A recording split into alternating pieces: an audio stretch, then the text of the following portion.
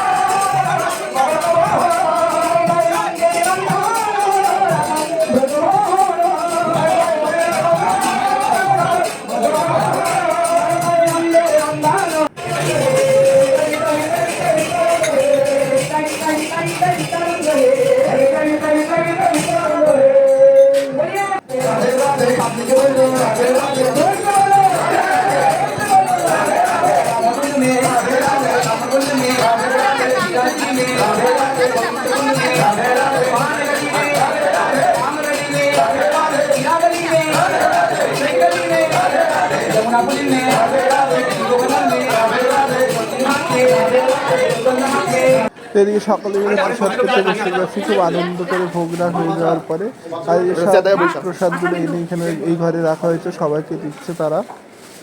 আমরা রাজমঞ্চ পরিষ্কার করে প্রসাদ করতে বসেছি। আর এদিকে সব ভক্তরা প্রসাদ পাচ্ছে, সব প্রসাদ ভুজি কিন্তু বেশিরভাগই। আর গ্রামবাসী যেটা প্রসাদ পাচ্ছে ওটা আলাদা জায়গায় আর এক জায়গায় এই জন্য সব প্রসাদ ভুজিটাই পরিবেশন হচ্ছে, প্রসাদ ভুজি আনছে। তার আমাদের ভোগের রান্না আমাদের আমরা আলাদা করে নিই। কত লোকের রসই হয়েছে, প্রচুর লোকের রসই হচ্ছে, প্রসাদ পাচ্ছে, রসই হচ্ছেই। মানে একটা বাড়ির উৎসব যে এতটা বড় হতে পারে ভাবা যায় না। মানে একটা কমিটির উৎসবে এত বড় হয় না হয়তো। যাই হোক, এদের সকলকে মহাপ্রভু অযাচিতভাবে কৃপা করেছে। সবাই এত সেবার কাজ করে, বলার মতন না। দেখে এইসব খুব ভালোও লাগে। মায়েরা বলো আর ছেলেরা বলো, কেউ কারো বিদায়ের বেলা। তো আমার এই ভিডিওটা যদি তোমাদের ভালো লেগে থাকে অবশ্যই ভালো থাকো, সুস্থ থাকো এবং আমার নিতাই গুরের ভজন করো।